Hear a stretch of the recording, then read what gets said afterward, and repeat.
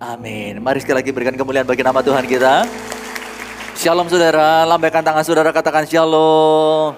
Haleluya, silakan duduk kembali. Senang rasanya pada kesempatan pagi hari ini bisa ada di tengah-tengah saudara. Terima kasih untuk kesempatan yang diberikan untuk saya ada di tempat ini. Tak kenal maka tak sayang. Meskipun ada beberapa situasi setelah mengenal bukan makin sayang memang. Bisa makin marah, muak, bahkan merasa kecewa. Karena pada waktu melihat dari jauh kelihatannya orang itu menawan. Begitu mendekat ternyata loh kok begini sikapnya.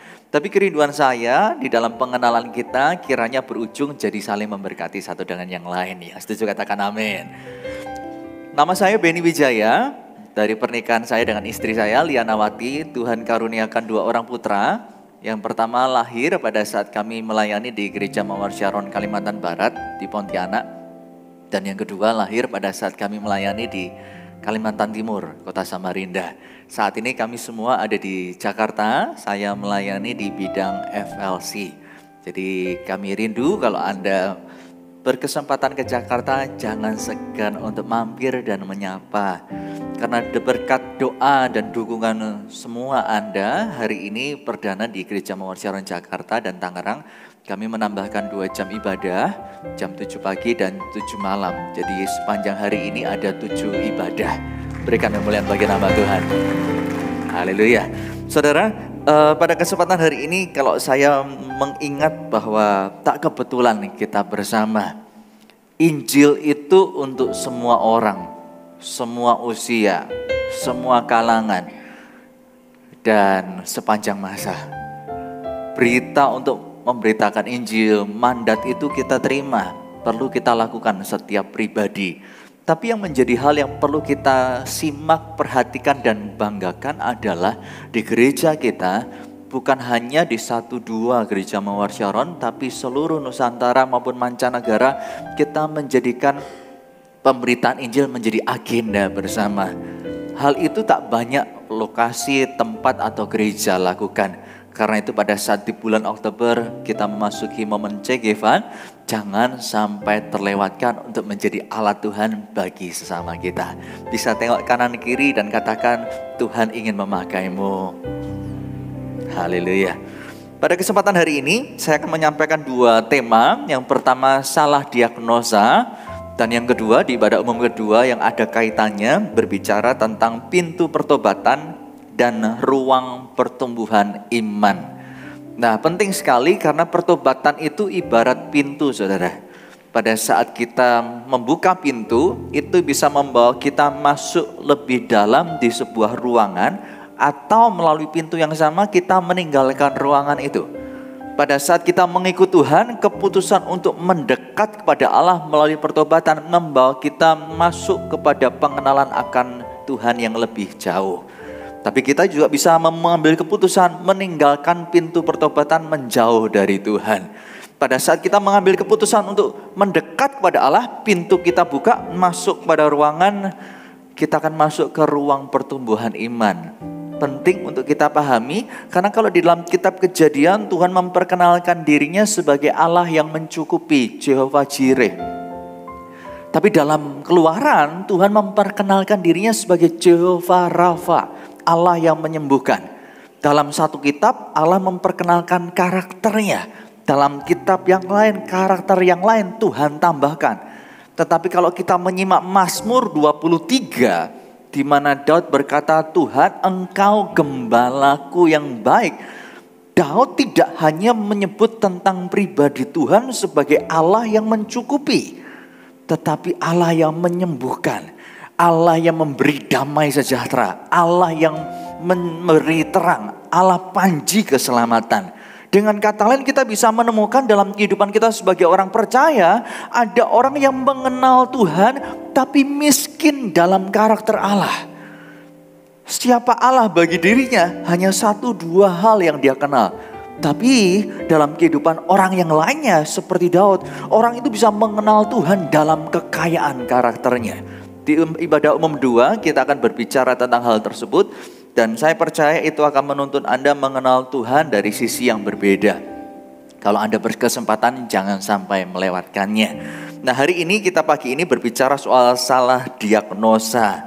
Dan berbicara soal salah diagnosa ini tentu kalau kita pergi ke dokter, kita didiagnosa, kemudian dokter memberikan analisanya lalu membuat resepnya.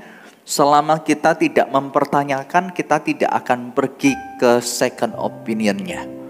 Saat kita check up, ternyata membuat kita bertanya tentang hasilnya, disitulah kita membuat pertimbangan cek lagi ke dokter yang lain. Mengapa? Karena bagi kita sudah sangat jelas, salah diagnosa maka akan salah treatmentnya. Salah treatment akan membawa fatal kondisi pasiennya.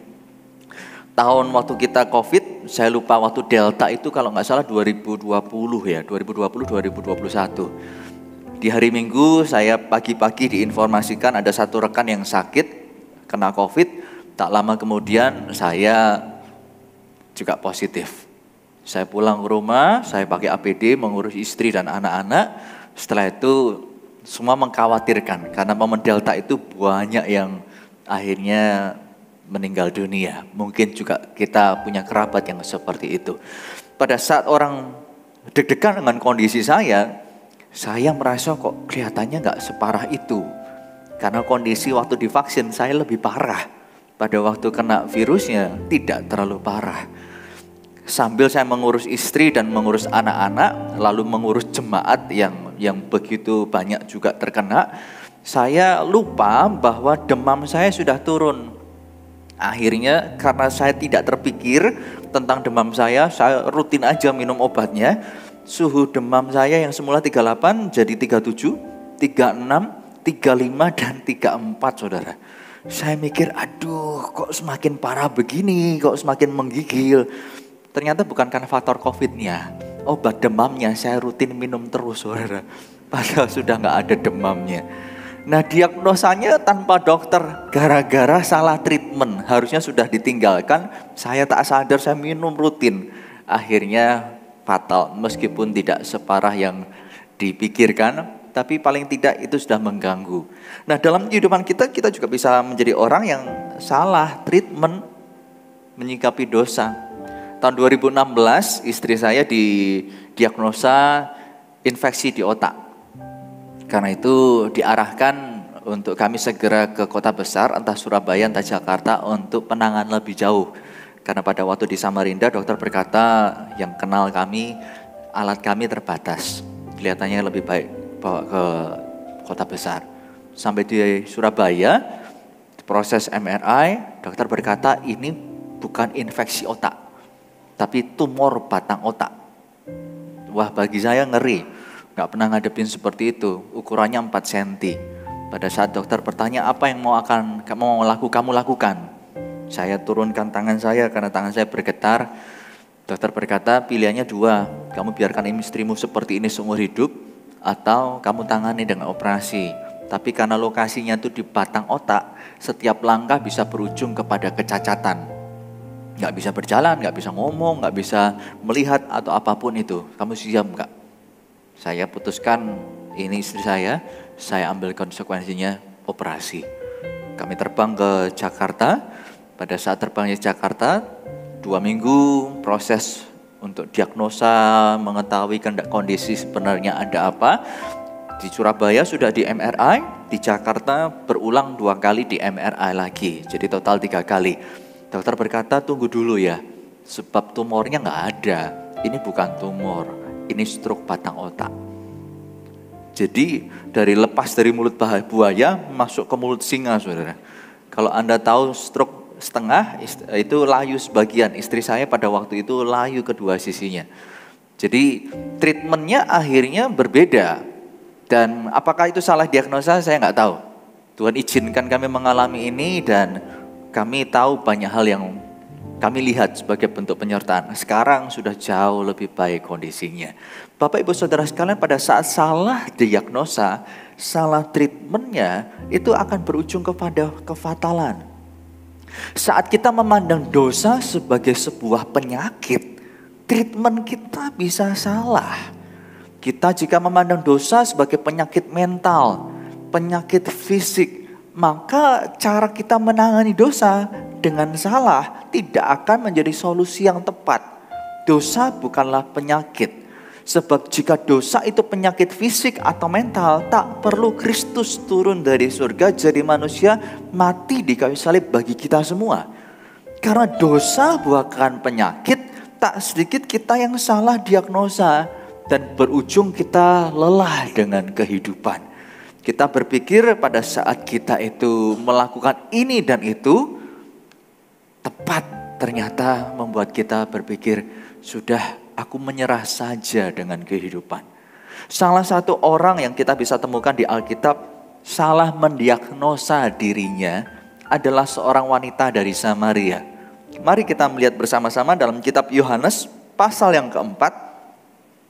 Ayatnya akan kita baca dari ayat 3 sampai ayat yang ke-18. Cukup panjang tapi izinkan saya membaca untuk Anda.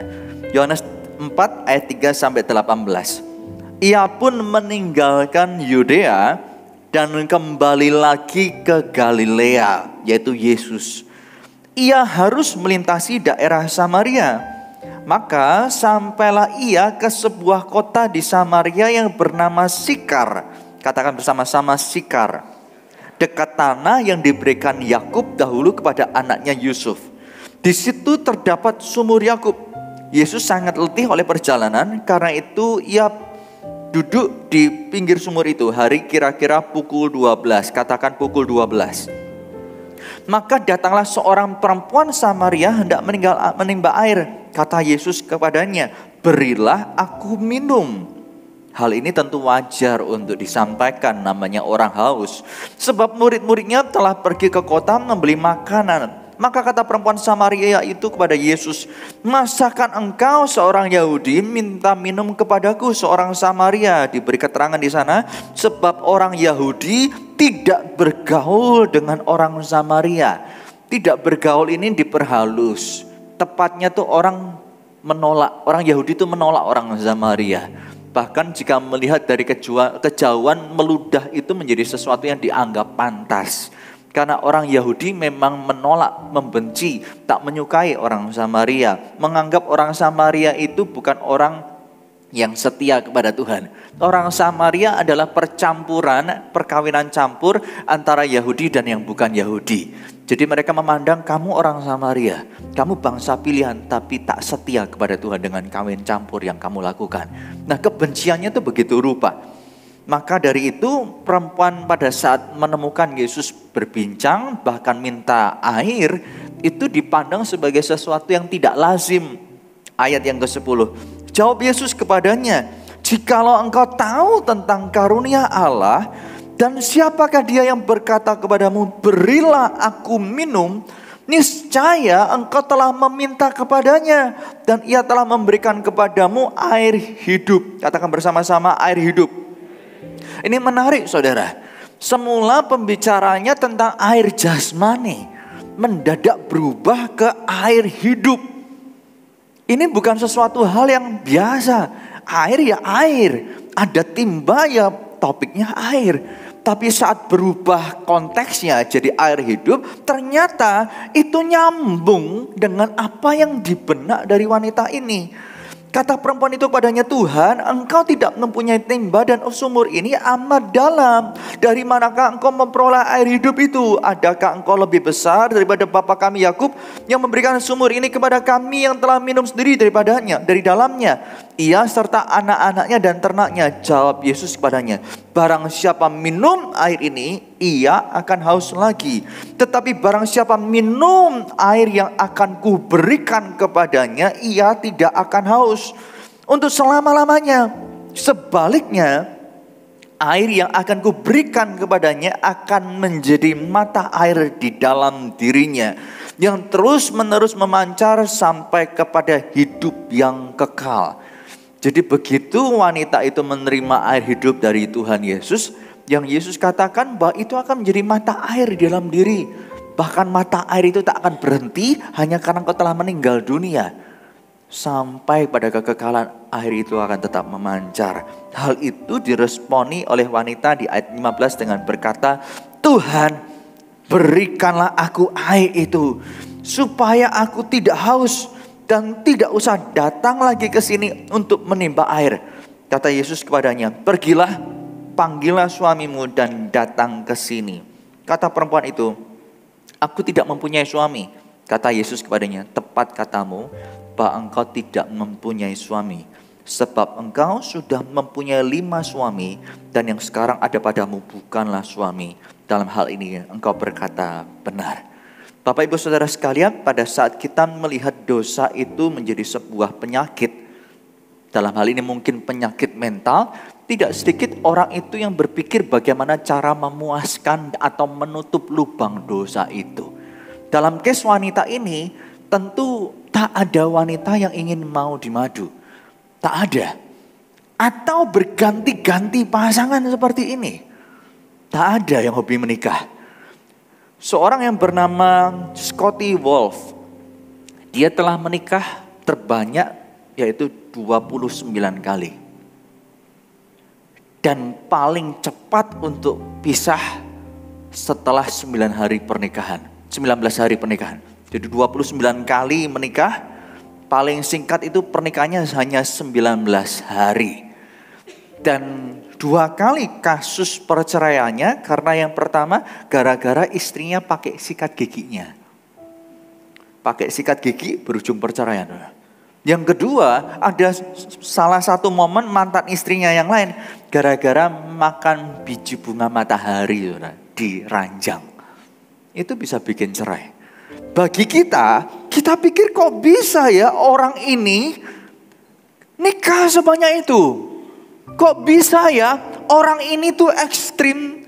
Yang wanita Samaria 5 kali menikah, yang ke-6 belum masuk ke pernikahan sah. Dan Scotty Wolf ini nikah 29 kali dan bisa cerai hanya karena hal-hal sepele. Bapak Ibu Saudara sekalian, saya ini konselor pernikahan. Dan dalam kami menghadapi kasus-kasus pernikahan, baik dari yang hitungan tahun, awal tahun mereka menikah terus mau bercerai, sampai puluhan tahun mau bercerai, kami menemukannya. Dari yang sudah sangat ekstrim, sudah menata beberapa anaknya, dia mau tabrak dengan mobil, kemudian dia mau bunuh diri, sudah kami jalani. Mereka yang sudah naik banding mau ke pernikahan yang masuk ke perceraian, sudah hampir ketok palu, naik banding lagi juga ada. Sampai yang sudah satu keluarga karena menyerah dengan kehidupan, satu keluarga minum racun semua juga sudah ada. Atau mungkin orang berpikir ya sudah, kita nggak bisa lanjut lagi, masuk ke pengacara dan berpikir bahwa itu solusi yang tepat karena kita tidak cocok satu dengan yang lainnya. Dari banyak kasus, saya itu berpendapat dan berpegang pada Amsal pasal yang ke-24 ayat 3 dan 4. Mari kita menyimak ayat ini bersama-sama sehingga melaluinya Anda tahu bahwa dari banyak kasus yang terjadi, dari banyak hal-hal yang ekstrim, itu seringkali dalam pernikahan ada 2 hal ini. Yang pertama dan yang kedua kita bisa temukan bersama-sama di Amsal pasal 24 ayat 3 sampai 4. Kita baca ayat ini bersama-sama ya. Ayatnya bisa ditampilkan? Oke, ayat 3 dan ke-4 kita baca bersama-sama. 2, 3. Dengan hikmat rumah didirikan, dengan kepandaian itu ditegakkan, dan dengan pengertian kamar-kamar diisi dengan bermacam-macam harta benda yang berharga dan menarik. Saudara, kalau kita melihat ayat ini, rumah apa yang dibangun dengan materi hikmat, kepandaian dan pengertian? Tentu bukan rumah fisik. Rumah fisik itu perlu semen, perlu batu, perlu pasir. Rumah ini bukan rumah fisik. Ini rumah bangunan kehidupan, termasuk rumah tangga. Dan berbicara tentang rumah tangga, tentunya kita ingin rumah tangga itu bisa tegak, kuat. Bukan hanya dilihat dari luar, kelihatannya bahagia, tapi di dalam merana. Meskipun itu bisa banyak. Kita inginnya dilihat dari luar maupun di dalam pernikahan itu sendiri, semuanya sehat dan bahagia, katakan amin. Karena itu Alkitab memberitahu kepada kita bahwa kalau kita punya rumah, sudah berdiri rumahnya, ruangannya banyak, tanpa ada isinya, tetap kurang bisa nikmat. Pada waktu saya pertama kali dikirim ke Pontianak untuk melanjutkan gereja Mawar Sharon di sana, saya masih single. Dan pemimpin saya berkata, Benny cari rumah dengan 3 kamar, supaya kalau tim dikirim tak bingung tempat tinggalnya. Saya cari, ketemu. Dan pada saat sudah ketemu, saya tinggal di satu rumah dengan 3 kamar, ternyata tim tak jadi dikirim. Jadi sebagai seorang single, saya berpikir, ini kayak kos-kosan. Tapi rumah urus sendirian. Jadi gimana bisa menikmatinya? Ya sudah, layaknya kos-kosan, hanya kamar saya lah yang saya isi dengan TV, dengan AC, dengan semua hal-hal yang saya nyaman di situ. Di kamar saya enjoy sekali. Di luar kamar saya panas sekali. Orang bisa masuk dari pintu depan dan tanpa halangan langsung keluar dari pintu belakang. Kenapa? Gak ada sofa, gak ada barang-barang. Saya single. Karena itu rumah yang ada meskipun besar, meskipun banyak ruangan, tidak nikmat. Karena hanya kamar saya yang diisi dengan berbagai macam harta benda tadi. Pernikahan juga sama. Kita pengennya bisa bahagia luar dalam. Banyak dimensi dalam pernikahan, banyak aspeknya. Tapi di aspek yang kita urus, di aspek yang kita isi, di situ kita bisa nikmati. Kalau kita mengabaikan rumah tangga di dalam area mendidik anak, membesarkan anak, di situ kita akan kelimpungan. Karena kita mengurusnya bagaimana membiayai anak, bukan membesarkan dan merawat anak. Kita fokus pekerjaan, soal ekonomi kita bisa kuat, soal hubungan kita bisa ketinggalan. Kalau kita mengurus kedua-duanya, di 2 area itu kita selamat. Kita juga mengurus soal rumah tangga, pekerjaan, membesarkan anak, hubungan dengan pasangan, hubungan dengan mertua dan orang tua. Sebanyak mungkin kita mengurusnya di area itu seperti ibarat ruangan-ruangan saat terisi dengan harta benda yang berharga dan menarik. Kita bisa menjadi rumah tangga yang makin solid, makin kuat. Dari ayat ini ada 3 kuncinya. Yang pertama hikmat. Katakan bersama-sama hikmat. Yang kedua kepandaian. Ketiga pengertian.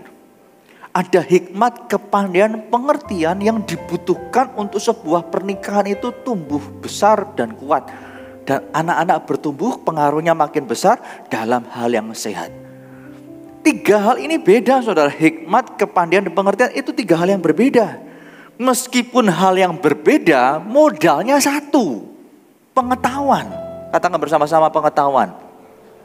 Orang disebut pandai karena punya pengetahuan. Orang disebut berhikmat karena paham menerapkan pengetahuannya pada waktu dan tempatnya. Orang disebut berpengertian karena bisa mengerti maksudnya ilmu itu apa. Maksudnya pengertian ini, pengetahuan ini apa. Jadi dengan kata lain, untuk pernikahan itu bisa kuat dan sehat, nikmati luar dalam, perlu 3 hal. Hikmat, kepandaian, dan pengertian. Di mana modal dasar dari ketiga hal itu adalah satu ini, pengetahuan. Jadi masalah dalam rumah tangga yang sering kali terjadi karena orang gak punya pengetahuan. Sehingga gak jadi pintar bagaimana bangun rumah tangga. Gak punya hikmat bagaimana bicara dengan pasangan. Tak tahu maksud pasangan itu apa, diresponi apa yang dikatakan. Karena kita tahu pria dan wanita berbeda. Kalau pria ditanya jawabannya tidak ada apa-apa. Itu berarti 2 hal. Biasa pulang kantor, pulang rumah banyak cerita atau berbagi. Kali ini suami Anda pulang ke rumah diam saja. Anda bertanya ada apa? Jawabannya tidak ada apa-apa. Itu artinya Anda perlu pahami, saat suami berkata tidak ada apa-apa, itu artinya 2. Memang tidak ada apa-apa, atau yang kedua, yang tidak ada apa-apa lalu pengen diam aja. Lalu yang kedua, ada masalah, tapi masih dalam kapasitas dia memikirkan bagaimana menyelesaikannya. Belum ketemu solusinya. Nah, karena bagi Anda yang wanita, kalau ada masalah itu bercerita. Lalu pasangan Anda yang laki-laki begitu punya kelihatan perubahan karena masalah, Anda tanya lalu berkata, tidak ada apa-apa. Anda yang sebagai wanita biasanya berkata tidak ada apa-apa itu sama dengan ada apa-apa. Tidak sedikit yang Anda kejar suami Anda. Kalau kamu memang gak ada apa-apa, kenapa diam? Suaminya lagi gak pengen ngomong. Sudahlah, kalau memang gak ada apa-apa, itu gak ada apa-apa. Ayolah, kalau kamu gak ada apa-apa, kenapa begini? Karena bagi Anda yang wanita, kalau ada masalah perlunya bercerita supaya lega. Anda merasa diragukan karena suami Anda kalau punya masalah kok nggak mau menceritakannya kepada Anda. Apa yang menyebabkan suami tak percaya kepada Anda? Akhirnya muncul keributan baru. Bukan masalah utama yang diselesaikan, tapi masalah tambahan yang terjadi. Itu berbicara soal pengetahuan. Di luar ini Anda perlu tahu, pria dan wanita itu kuota bicaranya beda saudara. Pria itu kuota bicaranya 10.000, wanita itu 25.000. Jadi kalau pria sudah meeting, sampai di rumah gak bicara, itu karena memang pulsanya bisa selesai di kantornya, di pekerjaannya. Dan kalau pertama itu bicara soal kuotanya, kuota saudara. Yang kedua Anda harus paham bahwa kuota ini bukan satu-satunya. Tapi kosakata pria itu terbatas. Kosakata pria dalam satu hari itu 2.000 sampai 4.000. Pilihan kata pria itu 2.000 sampai 4.000. Sedangkan wanita pilihan katanya itu 4.000 sampai 6.000. Anda bisa menemukan pada suami Anda berbicara, ternyata Anda sebagai wanita, sebagai istri lebih bisa mengerti maksudnya. Loh, kalau kamu maksud masalahnya begini, kok kamu ngomongnya begitu? Wanita tuh lebih bisa memilih kata yang tepat untuk menggambarkan. Masalahnya bukan cuma soal kosakata. Saat pria lelah, bunyi ada yang pertama tadi kuota bicara ya saudara. Yang kedua kosakata bicara. Yang ketiga jenis bicaranya. Orang itu ada 3. Yang pertama bicara apa adanya. Begini kata-kata. Tapi kalau kuotanya habis akan masuk ke bunyi vokal. Katakan bersama-sama bunyi vokal. Itu ya. Jadi kalau Anda temukan suami Anda pulang ke rumah sudah responnya begitu. Itu bukan karena gak peduli. Itu karena kuotanya sudah habis. Masuk ke bunyi vokal. Irit. Ya. Nanti. Itu sudah bunyi vokal. Kapan bisa pulih lagi? Setelah Anda beri makan. Setelah Anda beri waktu untuk suami istirahat. Saat energinya pulih, bunyi vokal ini akan menurun. Kuotanya bisa nambah lagi. Anda kalau nggak ngerti akan kejar dan berkata, kalau kamu responnya cuma enggak. Karena begitu bunyi vokal habis, akan berlanjut ke bunyi isyarat, ngasih kode. Ini ilmiah loh saudara yang saya sampaikan. Ini ilmu, itu pengetahuannya. Berapa banyak kita dalam rumah tangga bermasalah karena nggak punya ilmunya. Sehingga kita tidak jadi pandai. Kita tidak jadi punya hikmat kapan berbicara. Kita tidak menjadi orang yang punya pengertian. Masalah pertama dalam pernikahan itu karena nggak tahu, nggak ada ilmunya. Tapi yang kedua, yang sering kali terjadi adalah karena hanya punya ilmu, hanya punya pengetahuan, tidak berubah menjadi hikmat, tidak menjadikan pandai, tidak menjadikan berpengertian. Apakah Anda bisa mengikuti? Jika ya, lambaikan tangan Anda. Yang pertama masalah dalam pernikahan itu karena nggak tahu, nggak punya ilmu pengetahuannya, nggak mau belajar atau nggak tahu harus belajar. Yang kedua hanya punya ilmunya, nggak berubah jadi hikmat, nggak berubah jadi pengertian, nggak berubah jadi kepandaian. Kalau hari ini Anda pergi pesan makan atau minuman di restoran, Anda pesan bakso, capcay, ayam goreng. Setelah Anda nunggu, yang keluar semua hanyalah mentahan dan alat masaknya. Respon Anda apa? Pasti mempertanyakan, ini maksudnya apa? Pesannya ayam goreng, keluarnya kok wajannya, minyaknya, ayamnya. Anda komplain. Kita melakukan itu, komplain ke restorannya. Tahukah seringkali dalam pernikahan kita hanya punya bahan mentahnya, punya pengetahuannya. Nggak punya hikmatnya, nggak punya pengertiannya, nggak jadi pandai. Jadi kalau kita menyajikan sebuah situasi, sebuah keadaan untuk kita komunikasi dengan pasangan, apalagi itu sebuah permasalahan, kalau kita sajikan mentah-mentah, tak heran pasangan menjadi tak terima.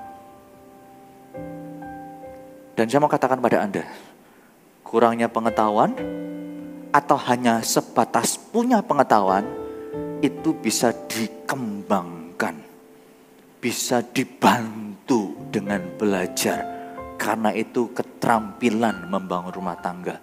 Sebagaimana Anda belajar bekerja dan menjadi profesional, menjadi orang yang punya usaha dan mengembangkan begitu rupa, bukankah itu keterampilan? Karena Anda terus mengasahnya, Anda cakap di sana. Demikian juga sama dalam rumah tangga. Tetapi dosa bukanlah sesuatu penyakit yang bisa diatasi dengan obat ataupun keterampilan tadi. Dosa itu bukan sesuatu yang bisa diatasi dengan keterampilan. Dosa bukan sesuatu masalah yang bisa diatasi dengan obat. Karena itu Bapak Ibu Saudara sekalian, kalau kita tadi berkaca kepada wanita Samaria, dia bergumul sendiri sekali tentang keadaannya yang menikah lebih dari sekali. 5 kali plus 6 kali. Anda bisa bayangkan di kegagalan pernikahan yang pertama. Lanjut ke pernikahan yang kedua, dia bergumul apakah ini akan berhasil atau gagal seperti yang pertama, seperti yang awal. Begitu dia membangun harapan ternyata gagal, dia berpikir untuk ketiga kali. Dia sangat berpikir keempat kali, keenam kali, kelima kali. Perjuangan gak mudah. Ini bukan hanya setiap tahun kawin cerai, bukan. Ini perjalanan panjang, saudara.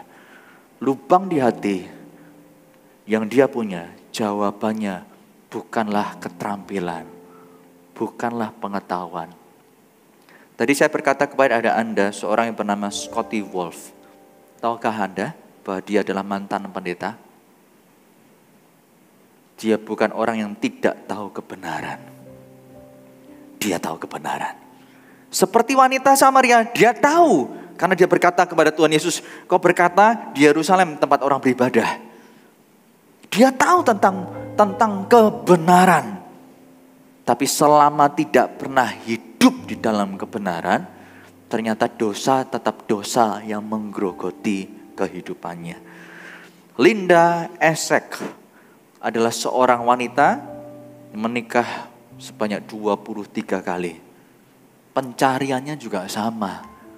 Bagaimana aku hidup dan hidupku ini bertemu dengan air hidup yang bukan hanya memuaskanku hari ini dan nanti aku haus lagi.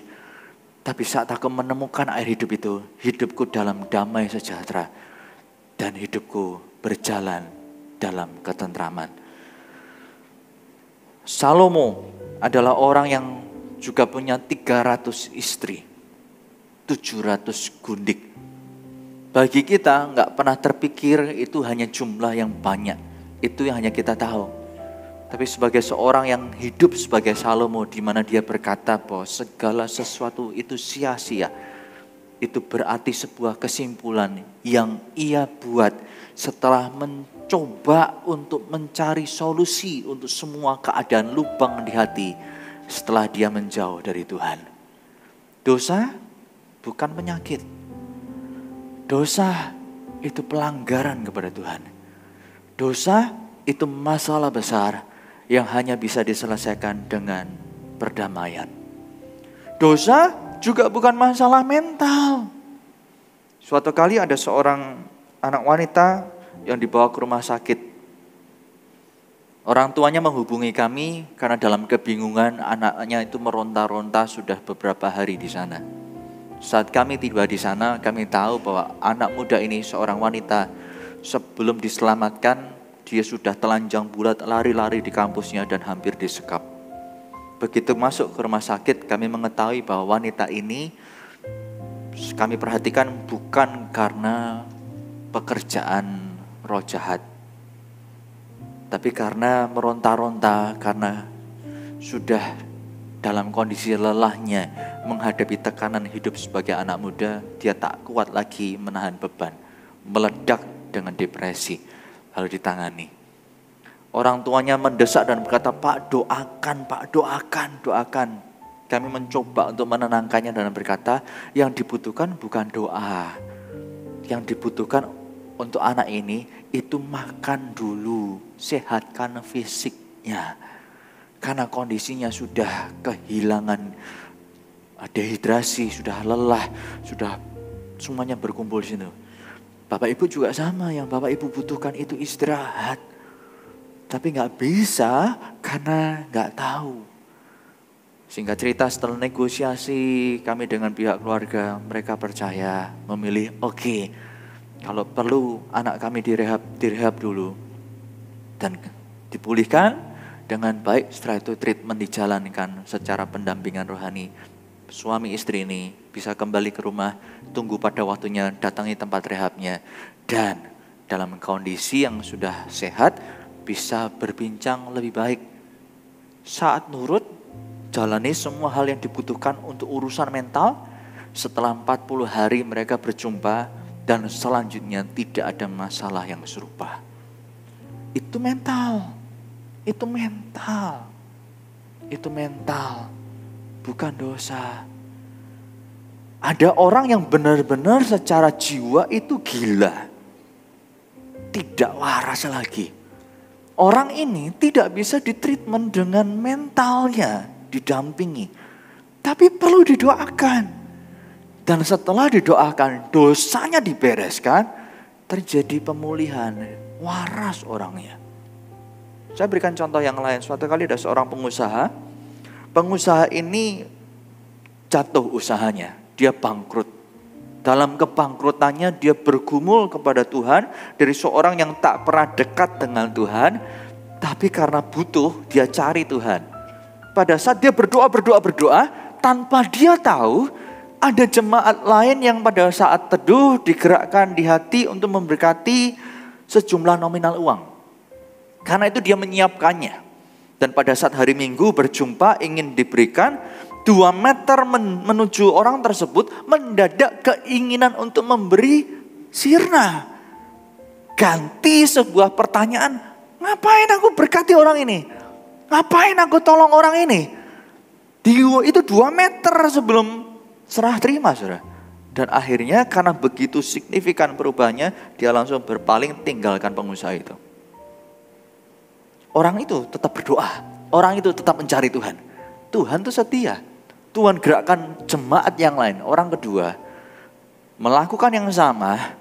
Menuju tempat orang itu berdiri. Pada waktu diserahkan 2 meter sebelum serah terima. Keinginan memberi tiada. Sirna ganti pertanyaan. Ngapain aku mau tolong orang ini? Kemudian berpaling dan pergi lagi. Orang kedua ini pergi ke gembala menceritakan kondisinya. Gembalanya berkata, kamu cek lagi kenapa kamu seperti itu. Apakah kamu ini tidak ikhlas, tidak rela? Dia berkata, enggak, aku rela. Orang itu, pengusaha itu tetap teriak-teriak cari Tuhan. Kali ketiga, Tuhan tetap setia. Jemaat pertama tadi digerakkan lagi. Untuk kedua kali dia taat. Kejadian serupa terulang. 2 meter menuju serah terima jadi batal. Karena 2 kali dia mengalami, dia pergi ke gembala yang sama. Dari situ gembala melihat ada 3 kali kejadian. Tuhan itu jawab doanya. Tapi kenapa tak pernah kesampaian diterima di tangan, tapi hanya sebatas nyaris tertolong. Nyaris terselamatkan. Gembala mengerti pengusaha itu harus ditemui. Dan pada saat hari ketemuan itu tiba, terbongkarlah ada dosa di sana. Yang menjadi penyebab antara aku dan kamu, kata Tuhan di kitab Yesaya. Bukan telingaku kurang peka untuk mendengar doamu. Bukan tanganku kurang panjang untuk menolongmu. Tetapi karena ada dosa.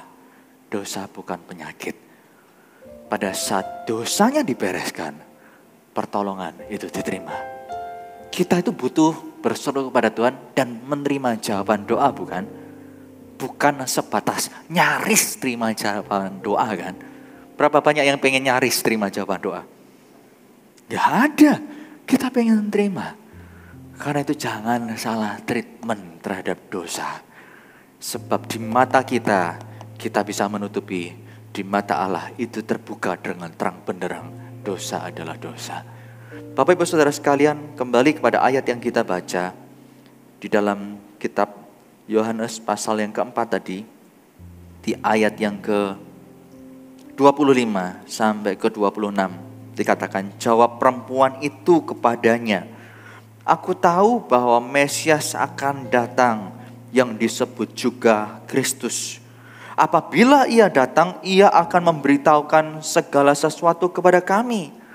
Kata Yesus kepadanya, akulah dia, akulah Mesias itu, yang memberitahukan kepadamu segala sesuatu, yang sedang berbicara dengan engkau, inilah Mesias itu. Ayat 28. Maka perempuan itu meninggalkan tempayannya di situ, lalu pergi ke kota dan berkata kepada orang-orang yang di situ, mari, lihat, di sana ada seorang yang mengatakan kepadaku segala sesuatu yang telah kuperbuat. Mungkinkah dia Kristus itu? Maka mereka pun pergi keluar kota, lalu datang kepada Yesus. Bapak Ibu Saudara sekalian, Anda perhatikan ayat 28. Perempuan itu meninggalkan tempayannya. Dia pergi di siang hari saat panas terik itu untuk cari air. Baginya dia membutuhkan air tersebut.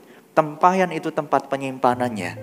Kalau dia tinggalkan itu karena ada sesuatu yang membuat dia lupa. Dan yang membuat dia lupa adalah sesuatu yang lebih penting daripada air yang ada. Yaitu ketemu dengan Mesias.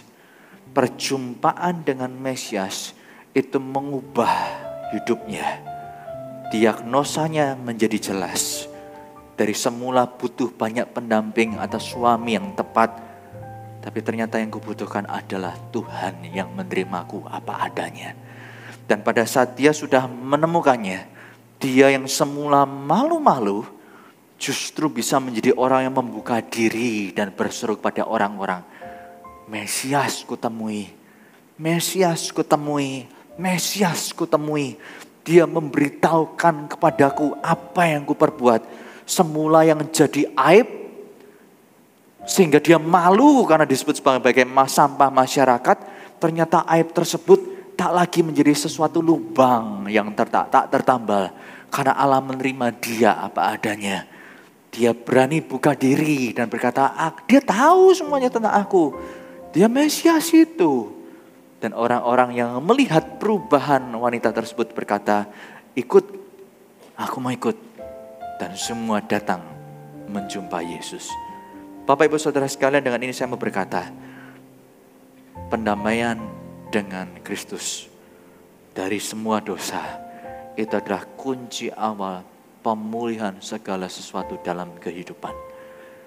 Kabar baik, Injil, itu dibutuhkan semua orang. Kalau hari ini kita memilikinya, jangan berhenti di sana. Karena pada saat kita membagikannya, itu yang mengubah kehidupan. Itu yang mengubah hidup kita, tak akan pernah sama.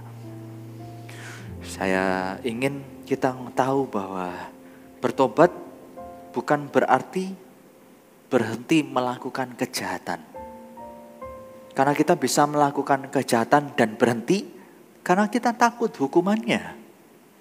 Kita takut rumah tangga kita berantakan. Bertobat itu berarti meninggalkan dosa. Kita turun dari tahta dan mengizinkan Tuhan Yesus yang memerintah kehidupan kita. Saya tutup dengan hal ini. Yang pertama, dosa itu bukan penyakit, saudara. Karena dosa bukan penyakit, bukan obat medis atau pendampingan mental yang diperlukan. Tapi pendamaian dengan Tuhan melalui pertobatan. Itu adalah kunci kemenangannya.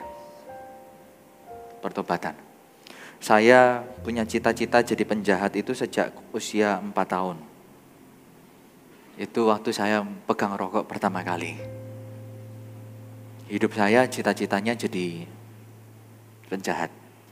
Dan saya di SD itu sudah mulai mencuri bukan hanya di dalam rumah, di luar rumah. Dan pada saat saya meninggalkan hidup saya yang seperti ini, saya sudah di tahap latihan curi motor dan bisa dan berhasil. 7 Juli 97 saya bertobat karena di sebuah kelompok kecil, kelompok sel, pemimpinnya berkata, mengapa memilih nama Philadelphia? Karena salah satu gereja yang ada di kitab Wahyu, gereja ini dipuji Tuhan karena ketaatannya. Itu menjadi titik balik di mana saya berkata kepada Tuhan, hidup saya kok gak pernah taat. Aku mau taat kepadamu Tuhan mulai hari ini. Dan saya berubah 180 derajat. Beberapa bulan kemudian saya mengambil keputusan, Tuhan, aku tahu kemana aku harus pergi. Aku mau jadi hamba-Mu. Dari sejak itu saya menuju kepada Kristus. Hidup saya yang lubang sekarang jadi baru. Karena itu Bapak Ibu Saudara sekalian, hari ini yang berdiri di depan Anda bukanlah produk salah diagnosa, tapi menemukan juru selamat. Bagaimana dengan Anda? Bagaimana orang-orang di sekitar kita? Tidak sedikit yang masih banyak salah diagnosa. Kita punya kabar baiknya. Pertanyaannya, apa yang akan kita lakukan dengan kabar baik yang di tangan kita, yang di mulut kita? Yang kedua, saudara, Allah adalah pribadi kaya pengampun. Bahkan ditakuti oleh musuh karena kasih-Nya yang besar. Jangan lari menjauh daripada Tuhan karena merasa bersalah atau merasa berdosa. Sebab semua rasa bersalah atau semua rasa dosa itu adalah panggilan untuk kita mendekat kepada pencipta kita. 2001, tanggal 11 September, gedung WTC ditabrak oleh teroris. Gedung kembar itu rubuh. Dari ratusan tingkat, ada seorang yang bernama Gasman Macmillan. Dia adalah seorang wanita yang terperangkap dengan tangan kanan, kaki dan kedua kakinya itu terhimpit. Salah satunya oleh terhimpit beton. Sebagai orang yang gak percaya kepada Tuhan karena sudah lama meninggalkan Tuhan, dia berharap pertolongan tiba. Dia mencari pertolongan, tapi ternyata tim evakuasi tidak kunjung hadir, datang buat dirinya. Setiap bunyi krek itu menegangkan bagi dia. Karena dia berpikir itu akan menjadi akhir kehidupannya. Dari berjam-jam menanti, dia merasa bahwa dia bisa mati di situ. Karena itu dia mengambil keputusan untuk datang kepada Tuhan. Sebelum berdoa, sebagaimana kita berdoa, dia membuat prolog yang panjang karena dia merasa tidak layak lagi di hadapan Tuhan. Hidupnya yang dijalani penuh dosa, hidupnya yang dijalani penuh kegagalan, penuh kebobrokan, dia gak merasa pantas berdoa. Tapi dia tahu bahwa hanya Tuhan yang bisa dia tuju. Karena itu dia berseru kepada Tuhan. Dan pada saat dia berseru kepada Tuhan meminta ampun untuk semua dosa-dosanya, ternyata mendadak hatinya menjadi tenang. Lalu di dalam doa yang dia naikkan karena ketenangannya, dia berdoa, Tuhan aku minta, aku tahu aku tak layak di hadapan Tuhan. Tapi aku minta satu hal ini, Tuhan kiranya Tuhan tolong aku dalam kondisi ini kalau aku harus mati, aku minta jenazahku bisa ditemukan dalam keadaan yang baik. Supaya keluargaku bisa menguburkan aku. Hatinya tenang, dia merasa Tuhan yang dia telah sakiti selama ini, kelihatannya mendengar dia.